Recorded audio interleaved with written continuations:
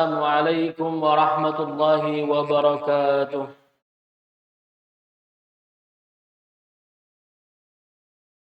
Innal hamdalillah wassalatu wassalam ala Rasulillah wa ala alihi wa sahbihi ajma'in. Asyhadu an la ilaha illallah wahdahu la syarika lah wa asyhadu anna Muhammadan abduhu wa rasuluhu la nabiyya ba'da. Nawaina ta'alluma wa ta'lim wa tadhakkura wa tadhkir wan naf'a wal intifa' wal ifadata wal istifadah والحث بكتاب الله تعالى وسنة رسول الله والبحث عن رضوان الله اللهم فقهنا في الدين وعلم التأويل اللهم علمنا ما ينفعنا في الدين والدنيا والآخرة واجعلنا من العالمين العاملين وارزقنا الإخلاص في الأقوال والأعمال آمين آمين يا رب العالمين. Bapak Ibu yang dirahmati oleh Allah Subhanahu wa taala, pertama-tama marilah kita panjatkan kesyukuran kita ke hadirat Allah Subhanahu wa taala karena atas limpahan rahmat, hidayah dan taufiknya kita bisa duduk bersama di majelis yang insyaallah Allah akan turunkan rahmat di dalamnya. Amin ya rabbal alamin. Yang kedua, salawat serta salam kita haturkan kepada junjungan kita Nabi besar Muhammad sallallahu alaihi wasallam beserta para keluarga dan para sahabat-sahabat Rasulullah sallallahu alaihi wasallam. Selanjutnya alhamdulillah pada malam hari ini merupakan pertemuan yang keempat di dalam pembahasan kitab As-Sabru 'ala Zaujat, yang mana pertemuan yang keempat ini adalah pertemuan terakhir ya. Artinya majelis terakhir di kitab yang kita sudah baca hampir 1 bulan ini. Di bab terakhir di dalam kitab ini, musannif membahas tentang hududus sabri ala adal azwaj. Ambang batas kesabaran seorang suami menghadapi buruknya perlakuan istri. Bapak Ibu yang dirahmati Allah Subhanahu wa ta'ala. Al-iman syatru minhu asy-syukr wal iman syatru minhu as-sabr. Kesyukuran itu adalah bagian dari keimanan. Kesabaran juga bagian dari keimanan. Dan kehidupan seperti ini, ya, kehidupan kita saat ini berada di antara keduanya. Berada di antara syukur dan berada di antara sabar. Maka tidak ada kebahagiaan di dunia ini yang sempurna. Termasuk istri kita. Tidak ada kebahagiaan harta yang sempurna. Tidak ada kebahagiaan jabatan yang sempurna. Tidak ada kebahagiaan anak yang sempurna. Sama juga tidak ada kebahagiaan istri yang sempurna. Sebaik apapun istri kita, setaat apapun istri kita, dan secantik apapun, pasti dia memiliki kekurangan. Karena tidak ada yang sempurna di dunia ini. Kenapa? Karena kita pun sebagai suami juga memiliki kekurangan. Maka syukur itu diikat dengan nikmat. Selama ada nikmat, maka pasti kita bersyukur. Kelebihan dari istri kita yang kita miliki, pasangan yang kita miliki, mungkin dari tampangnya, mungkin dari tanggung jawabnya, mungkin dari kelemah lembutannya, mungkin dari tutur katanya, mungkin dari rajinnya dia, uletnya dia, menjaga anak-anak. Itu semua adalah kelebihan. Kelebihan yang merupakan nikmat dan harus kita syukuri sebagai suami. Sedangkan sabar Sabar itu diikat dengan ujian dan cobaan. Selama kita diuji, selama kita dicoba, maka di situ kita harus bersabar. Maka jika kita menemui kekurangan dari istri kita, itu merupakan ujian kita yang harus kita sabari. Ya.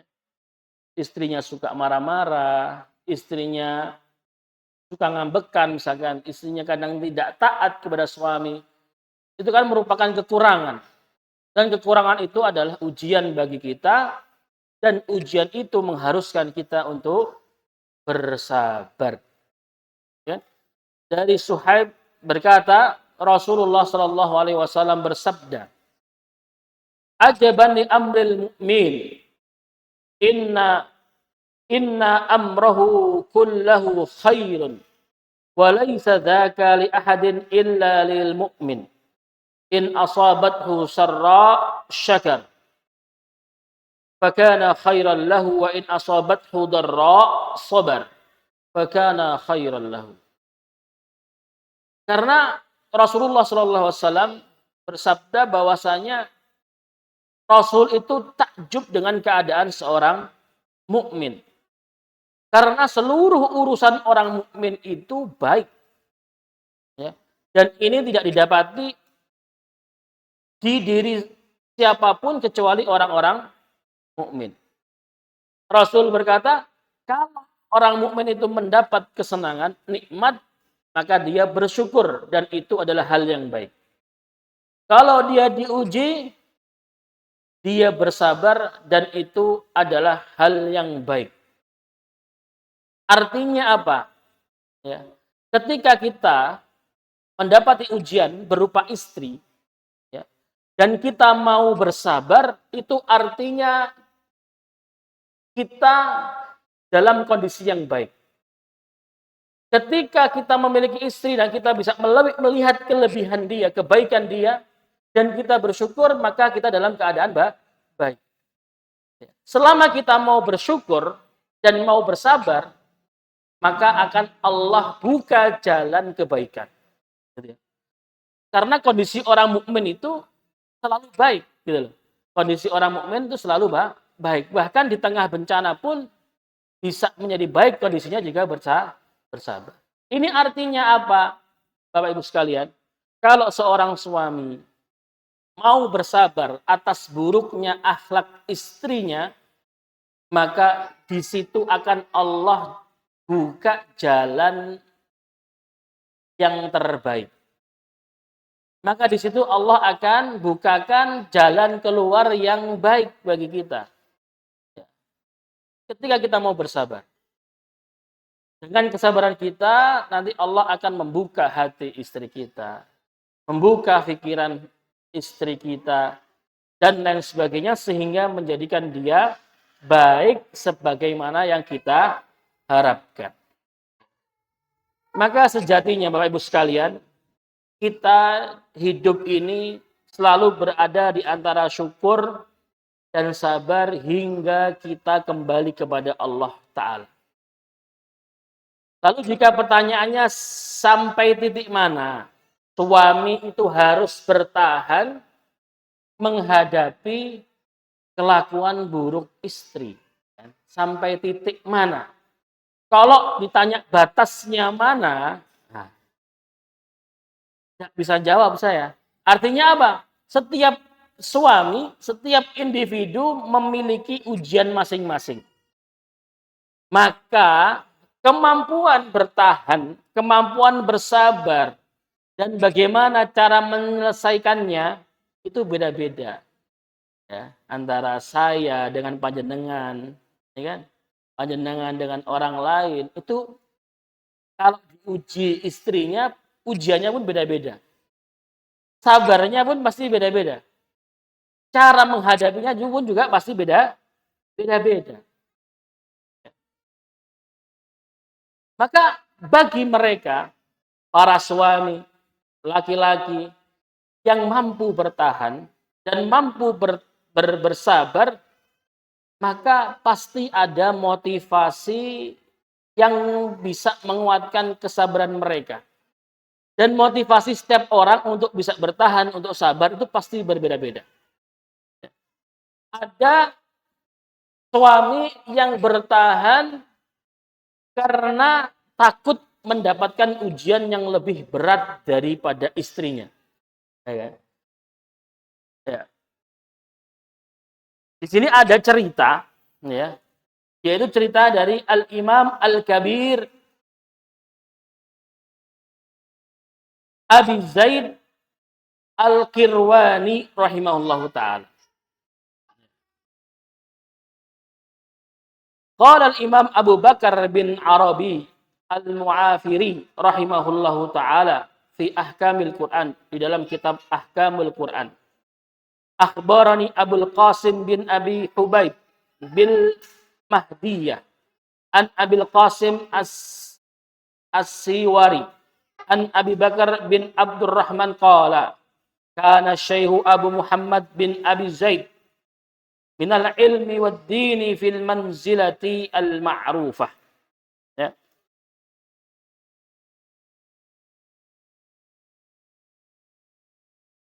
Syekh Abu Muhammad bin Abu Zaid Al-Qayrawani itu sangat terkenal dengan ilmu dan agamanya.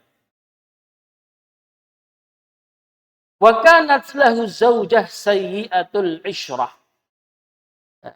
Dan dia, Syekh tersebut memiliki istri yang buruk perlakuannya kepadanya. Wa kanat tuqassiru fi huquqihi. Istrinya banyak sekali, ya, berkali-kali tidak memenuhi hak-haknya bagi seorang suami. Wa tu'dhihi bilisaniha, dan seringkali Syekh itu disakiti oleh lisan si perempuan ini tadi. Fa yuqalu lahu fi amriha fayu'dhilu bis sabri 'alaiha. Tetapi, ya, Syekh ini mampu bersabar. Sampai-sampai banyak orang itu heran. Kok kuat? Gitu loh.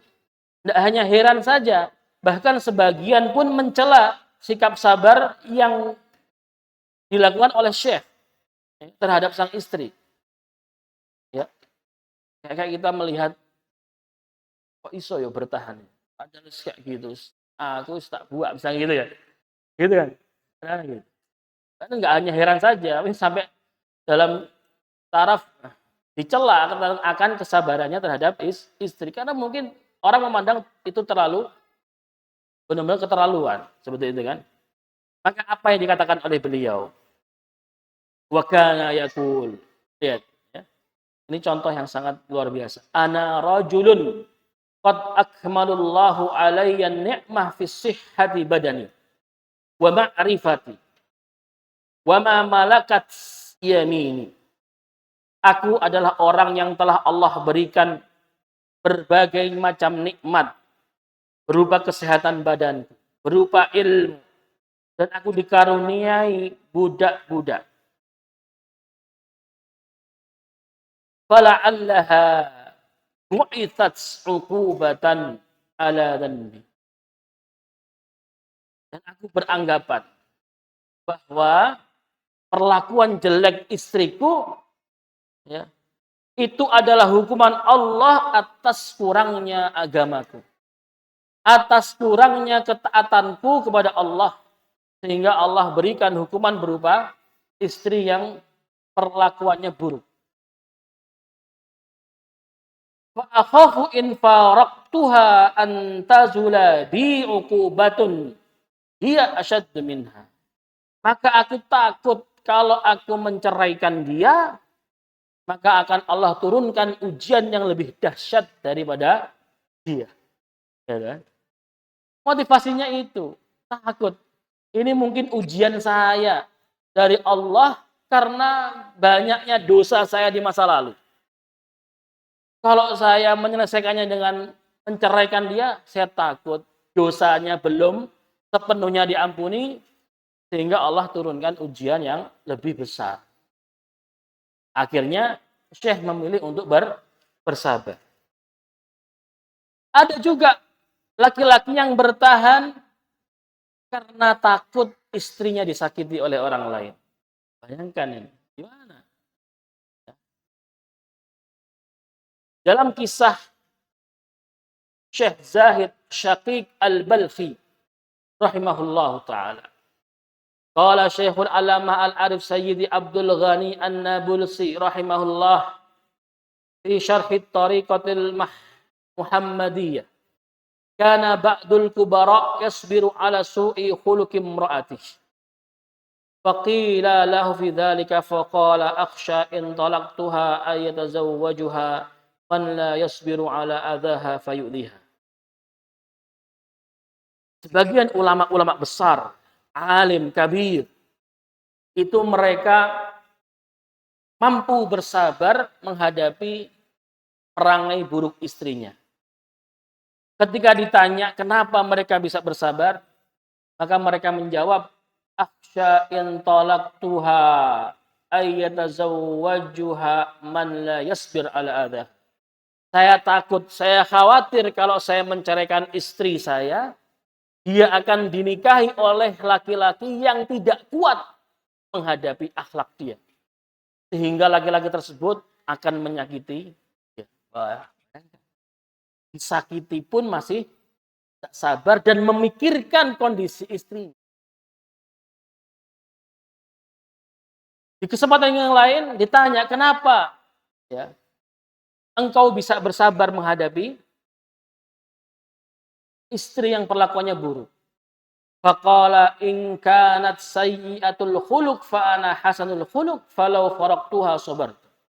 Kalau memang dia itu akhlaknya buruk dan diriku ini memiliki akhlak yang baik, kalau misal saja saya menceraikan dia, maka aku bisa bersabar atas perceraian itu.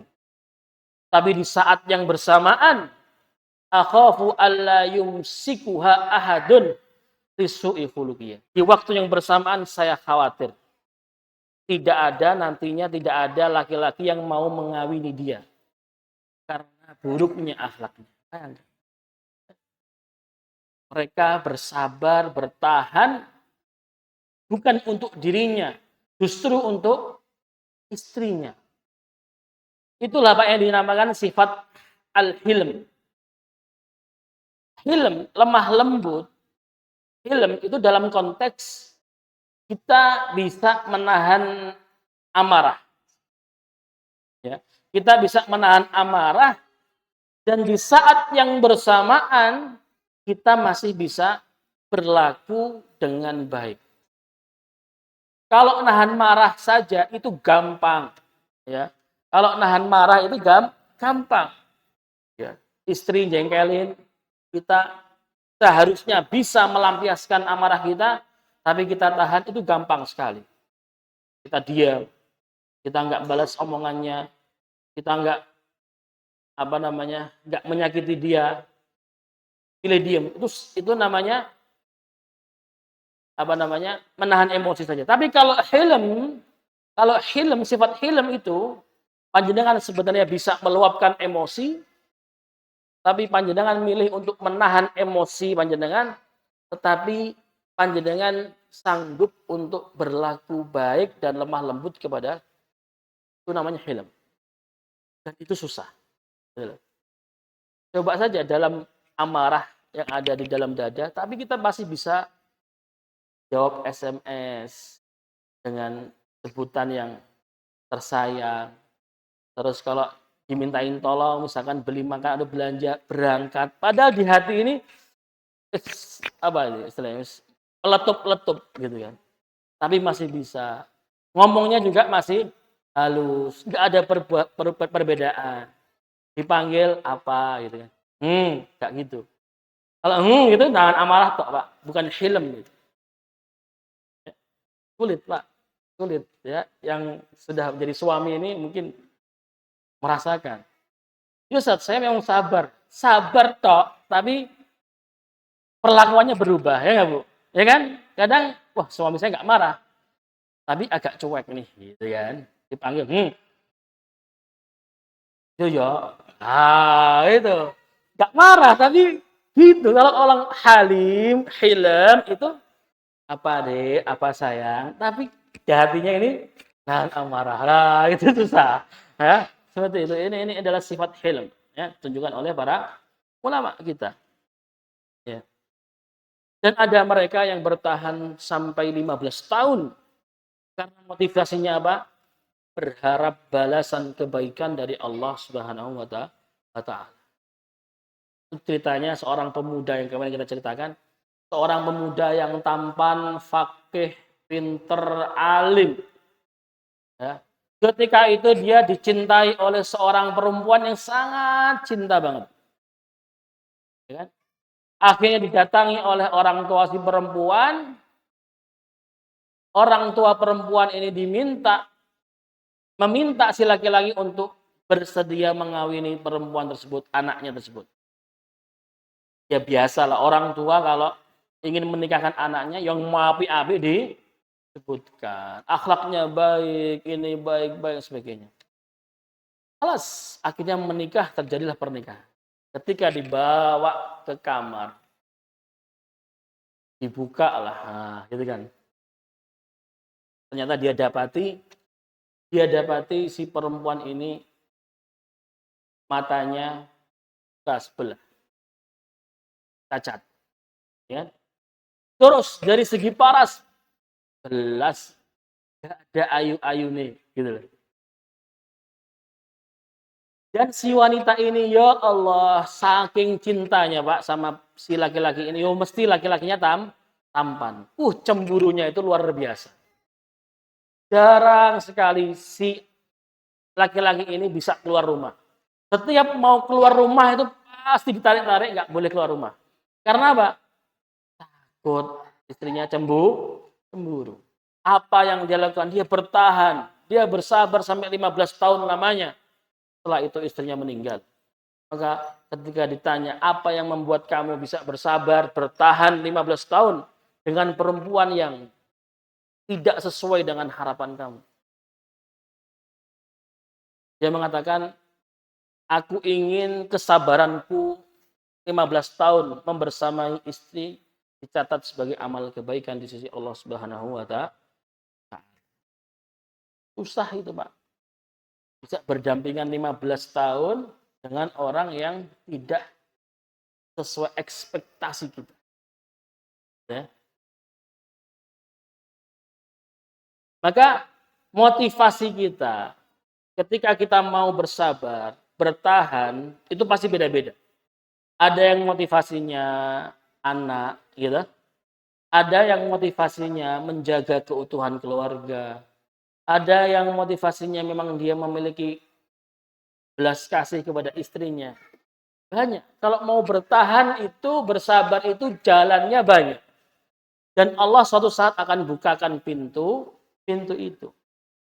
Sebagaimana yang dikisahkan oleh Syekh Nabulsi. Syekh Muhammad Rashid An-Nabulsi.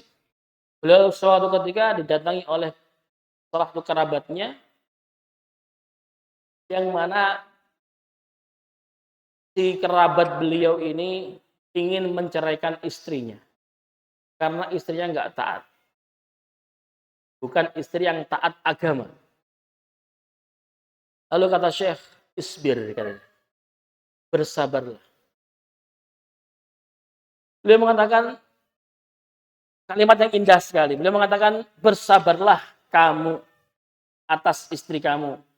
Sebagaimana Allah telah bersabar atas dirimu. Allah telah memberimu waktu untuk mengenalnya, kemudian kamu mulai mentaatinya. Maka berikanlah waktu pada istrimu untuk mengenalmu, kemudian dia bisa menaatimu. Akhirnya itu nggak jadi diceraikan. 1 bulan, 2 bulan, 3 bulan, 6 bulan kemudian, ketika dia di suatu hari bertemu dengan istrinya, atau mendapati istrinya ketika di rumah keluarganya, sudah memakai hijab, sudah memakai niqab. jawab kesabarannya oleh Allah Subhanahu wa Ta'ala. Maka kita perlu bersabar saja. Perlu bersabar. Maka dalam kesabaran itu banyak kebaikan. Tinggal menunggu momen saja. Karena al-insanu abdul ihsan. Manusia itu budaknya kebaikan. Kalau kita bersikap baik kepada istri yang buruk perangainya, suatu saat istri akan simpati kepada kita. Gitu ya? Suatu saat istri akan simpati kepada kita. Kalau istrinya buruk, ngambek, suka marah, sebagainya, tahan, sabar. Tetap berlaku baik kepada dia. Kasih hadiah, kasih senyuman, kasih emoticon love misalkan. Ya kan? Sampai kapan? Sampai dia terbuka hatinya dan menaruh simpati kepada kita. Akhirnya dia akan menjadi sosok yang berubah. Dan itu pasti, Pak, pasti. Kalau orang dibaiki orang, pasti dia akan simpati. Oh, nggak kenal saja loh, Pak. Oh, nggak kenal, dikasih beras aja dicoblos. Gitu. Itu ada simpatinya di situ. Ya. Al-insan abdul ihsan. Itu kata Imam Ghazali di kitab Ihya. Ya.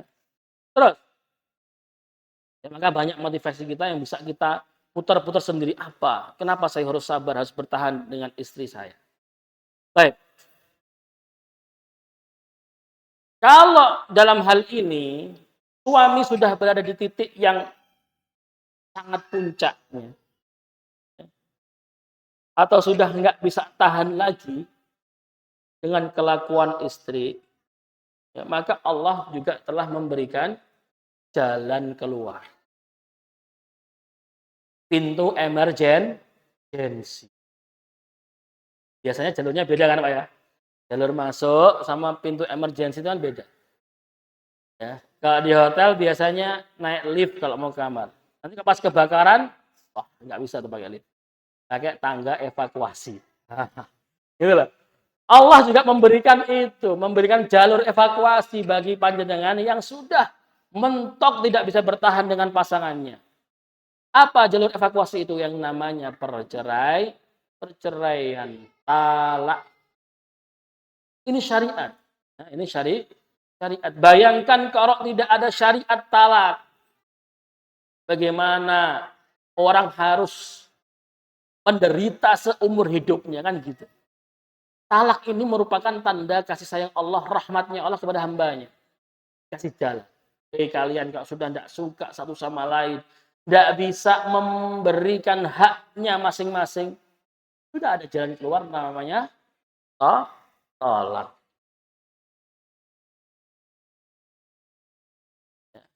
Tapi sebelum kita menuju jalan terakhir ini, ada yang harus kita pahami dulu dalam masalah tolak. Tolak itu apa? Di dalamnya ada 5 hukum. Ada tolak yang haram, ada talak yang makruh, ada yang mubah, ada yang mustahab, ada juga yang wajib. Gitu. Kita harus tahu, ketika seorang laki-laki mentalak istrinya, dia termasuk dari hukum yang mana? Kapan tolak itu hukumnya haram? Ketika seseorang mentalak istrinya dengan tujuan untuk menyakiti hati istri. Atau dengan tujuan untuk menyakiti hati keluarganya istri. Maka ini niat yang tidak baik. Maka talak semacam ini hukumnya haram. Haram artinya yang mentalak berdosa, tapi talaknya tetap jatuh. Gitu ya. Yang mentalak berdosa, tetapi talaknya tetap jatuh. Yang kedua, hukumnya makruh. Kapan talak itu hukumnya makruh? Ketika tidak ada sebab apa-apa. Nggak ada sebab apa-apa, istri nggak gimana-gimana, nggak ada permasalahan apa-apa, tiba-tiba mentalak tanpa sebab. Maka ini hukumnya makruh. Dia memang halal, tapi Allah benci. Yang termasuk dari hadis tersebut, itu adalah mentalak istri tanpa tanpa sebab. Kalau istri tanpa sebab. Dan ini mungkin banyak terjadi kalau di Timur Tengah itu gampang sekali. Ya, gampang sekali. Tahu-tahu tinggal pulang kampung, dari kampungnya, kamu saya talak. Dan ini yang makruh, nggak boleh. Ya, makruh. Adapun yang mubah, jika kedua pasangan sudah tak cinta lagi, tak saling mencintai, tetapi saling membenci, sehingga mereka takut tidak bisa melaksanakan kewajibannya. Jadi mawaddahnya itu sudah hilang. Mawaddahnya itu sudah hilang. Karena mawaddah itu kan cinta dalam bentuk apa? Perbuatan. Mau semarah-marah apapun seorang istri dan suami, ya kalau istrinya kenapa-napa pasti tetap dia peduli itu mawaddah. Tapi kalau sudah hilang mawaddahnya, ganti kebencian, maka akan sulit bagi seorang suami maupun seorang istri itu untuk memenuhi hak dia sebagai istri ataupun suami. Istri yang sudah tidak cinta dengan suaminya, yang sudah benci pada suaminya, nggak bisa dia untuk apa?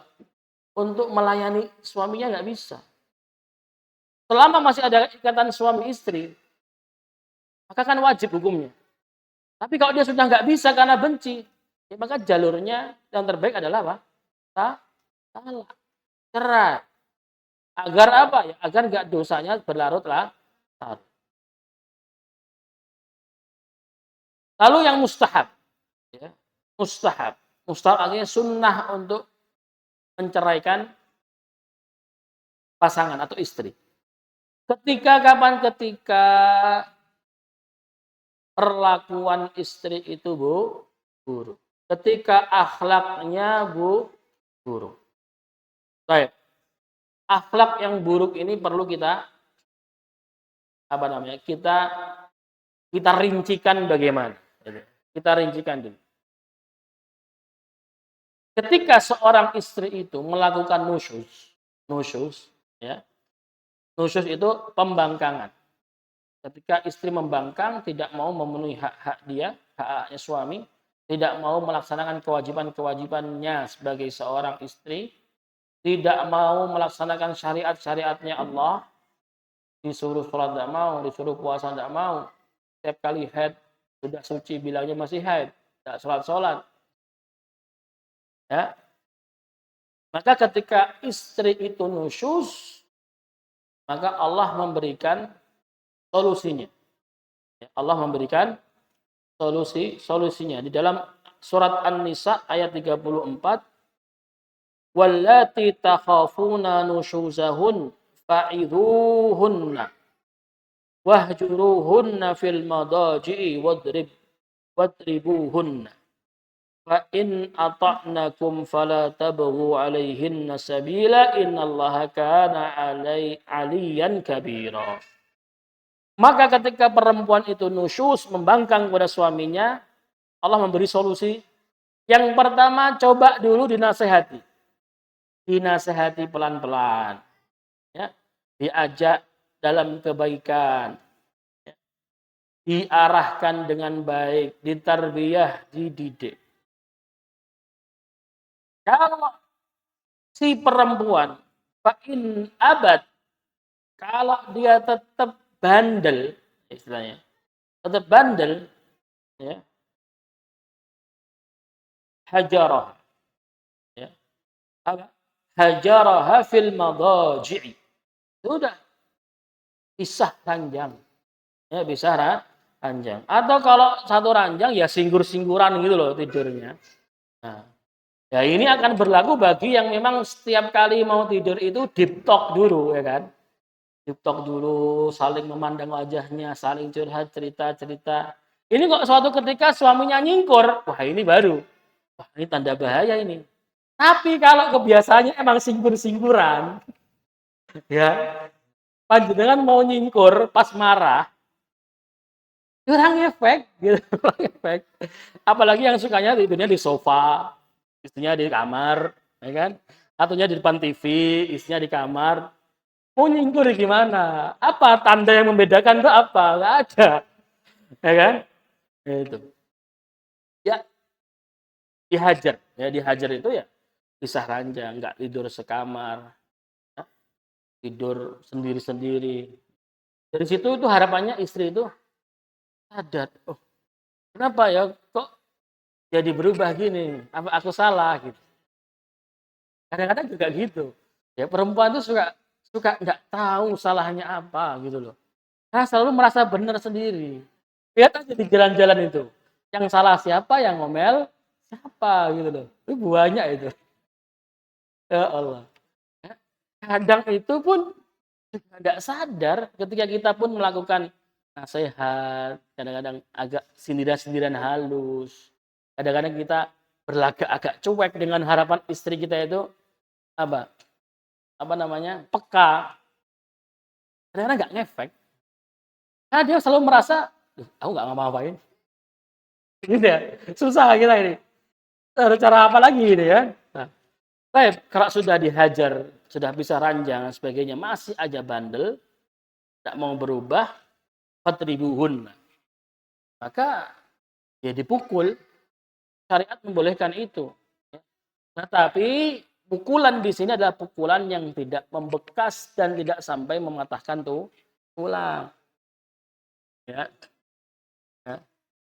Kalau Pak Soeb jangan pakai tang loh Pak. Pukulan itu pakai apa? Polpen, ya, atau pakai kacamata ini.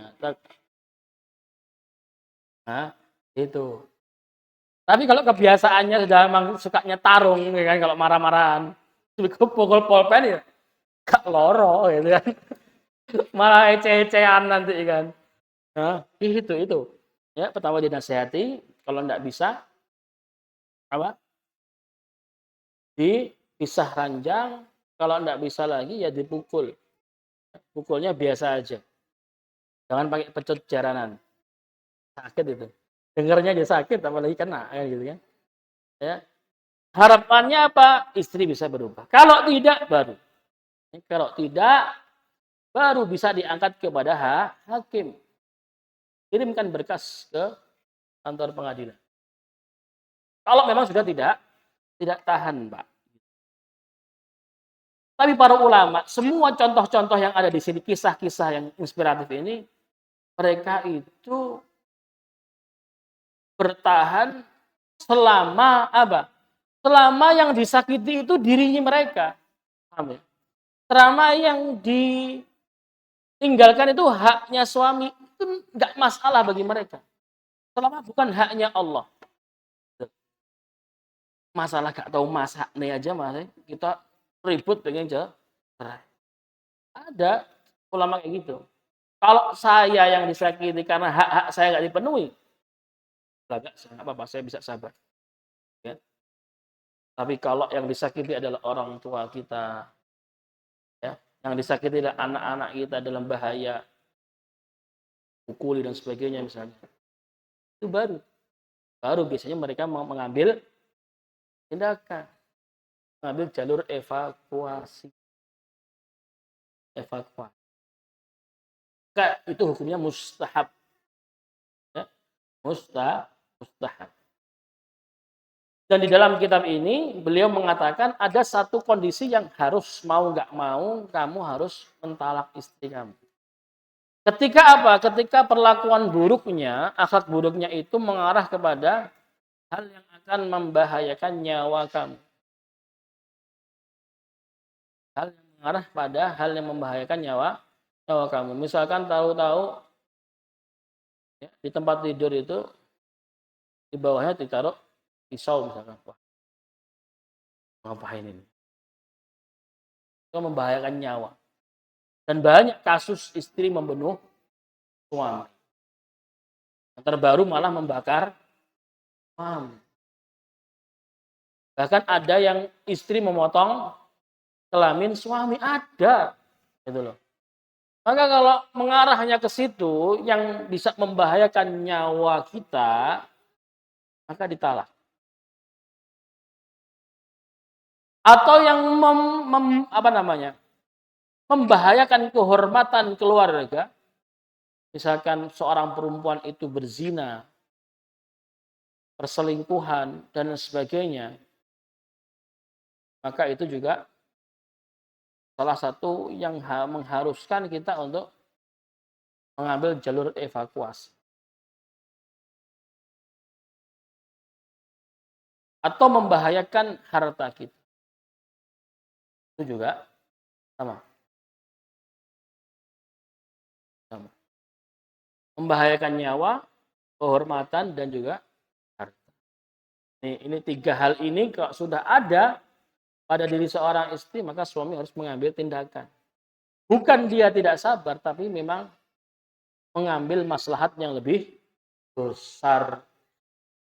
Ya, mengambil maslahat yang lebih besar. Tapi kalau yang dilanggar itu adalah hak-hak kita, itu para ulama tetap memberikan saran kepada kita untuk tetap bersabar. Ya, untuk tetap bersabar menghadapi semua itu. Terus yang selanjutnya ada talak yang wajib. Itu jadi mau nggak mau harus wajib mentalak. Itu apa? Kondisi apa? Ketika suami telah menjatuhkan ilak kepada istri.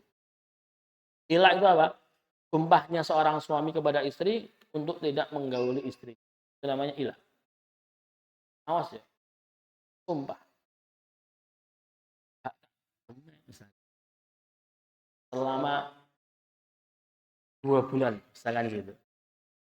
Bisa menang malah. Yuk, beneran. Gitu kan. Ya, padahal ilak itu apa? Ilak itu menyakiti istri loh. Ilak itu menyakiti istri. Kenapa? Karena suaminya itu menyumpahi untuk tidak menggaulinya. Dan itu bisa menyakitkan. Tapi kok malah senang? Ya itu beda lagi tuh. Kenapa? Gitu kan. Malah beneran gitu kan. Jadi ketika suami menjatuhkan ilak kepada istri, ya, misalkan dengan mengatakan saya bersumpah tidak menggauli kamu selama 1 bulan. Ternyata sampai 4 bulan tidak digauli, maka si istri bisa mengangkatnya ke hakim, lalu hakim memberikan pilihan kepada si laki-laki. Mau kamu gauli kembali atau kamu talak. Ini namanya talak wajib. Kalau nggak mau menggauli, wajib mentalak. Namanya kondisi ini itu wajib. Baik. Maka di dalam khatimah kitab ini, fama ahla hadhil hikayat wa kam fiha minal fawaid wal hikam al ghaliyah. Semua kisah-kisah para ulama dari Nabi, dari para sahabat yang kita baca itu semuanya adalah cerita-cerita yang sangat indah. Cerita-cerita yang penuh dengan inspirasi buat kita semuanya. Wala yuhsabannal muqaddamu 'ala az-zawad annal hayata az-zawjiyyah satakunu kulluha 'asal. Bagi kita yang sudah berumah tangga, tidak usah terlalu berekspektasi tinggi bahwa kehidupan rumah tangga seluruhnya akan manis seperti madu. Ya, pasti kehidupan rumah tangga itu banyak lika-liku yang harus dihadapi. Kalau sinetron itu biasanya endingnya kan dengan menikah. Karena kalau mau diteruskan itu nggak habis-habis kisahnya, ya kan? Emang happy endingnya itu menikah, akad nikah itu happy ending. Mau kita liburan, setelah nikah liburan ke Turki plus umroh bareng Ustadz David misalnya. Setelah selesai waktu umrohnya balik ke rumah, sudah masalah akan datang. Gitu loh. Mau kita sejauh apapun kita liburannya, bulan madu, kembali ke rutinitas di rumah, ya akan datanglah permasalahan itu. Ya, baik yang kecil maupun yang sedang maupun yang nggak usah berekspektasi yang terlalu berlebihan. Jangan suka nonton drama Korea, terus apalagi sinetron percintaan itu, itu, itu, itu omong kosong gitu kan. Gak bisa antum tiru dalam kehidupan nyata tuh nggak bisa. Kayak cuek sama istri, wah, ya nesu tenanan, gitu kan. Aduh. Sok romantis.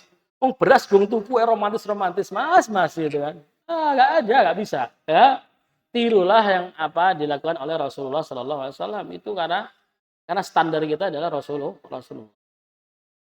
Fala fa'ala muridut tazwid, dan beliau berpesan kepada mereka yang sedang dalam proses menikah, ingin melangsungkan pernikahan, ayyuwattina nafsahu ala sabr, untuk melatih kesabaran mereka. Kalau belum sabarnya dilatih, jangan menikah dulu. Gitu loh. Ya. Bersabarlah, latihan sabar. Wa yatajammalu bimithli akhlaqi haula'il anbiya. Dan perbaiki diri. Perbaiki diri dengan akhlak-akhlak yang terpuji. Karena dengan akhlak yang terpuji, dengan kesabaran itu kita siap untuk menjadi seorang pemimpin dalam rumah tangga. Ya. Wala yatasarra'a bi ilqa'i kalimatit talaq fayahdumu usrah li ajli kalimatit sadarat fil lahdah tin ghadab. Jangan mudah-mudah untuk melepaskan kata talak hanya karena kemarahan dan emosi yang sesaat saja. Ya. Nanti itu ujung-ujungnya penyesal. Sudah, kalau kita itu mau nurutin emosi kita, sudah kita akan menjadi orang yang rugi sekali. Kalau di siang hari kita marah, jengkel sama anak kita nyubit, kita bentak, lihat malamnya.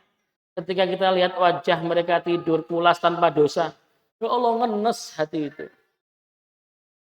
Mungkin panjenengan pernah merasakan itu.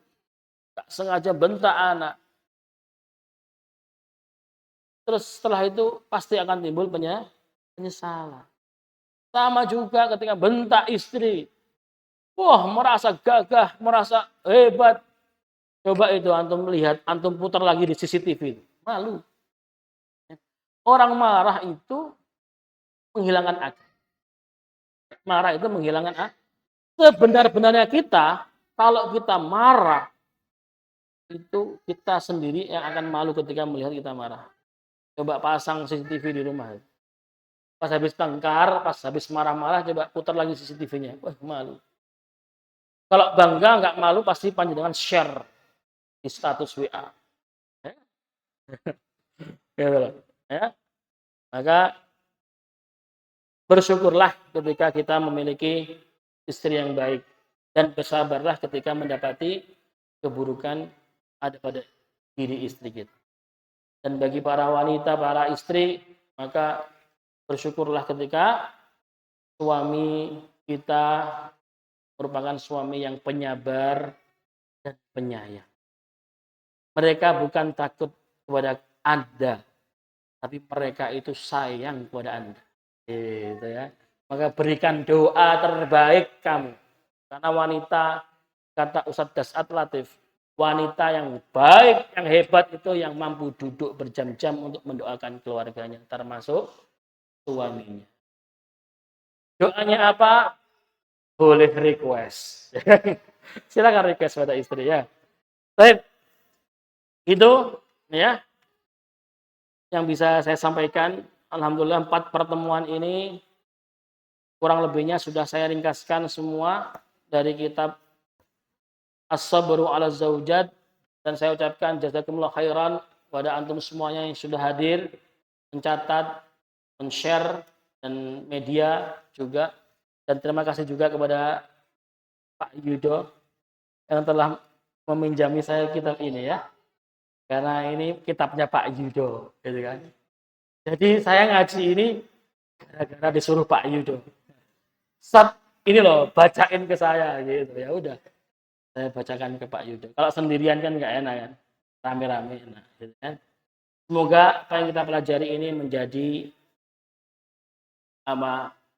jalan makin baiknya kita menjadi seorang pemimpin di rumah kita. Kita memiliki penumpang istri dan anak kita, mustahil ya seorang supir nahkoda ketika dia mengikuti hawa nafsunya, maka akan terjadi kecelakaan yang luar biasa. Maka kita perlu bersabar. karena perjalanan rumah tangga itu panjang sampai kita bertemu di surga. Baik, syukran. Assalamualaikum warahmatullahi wabarakatuh.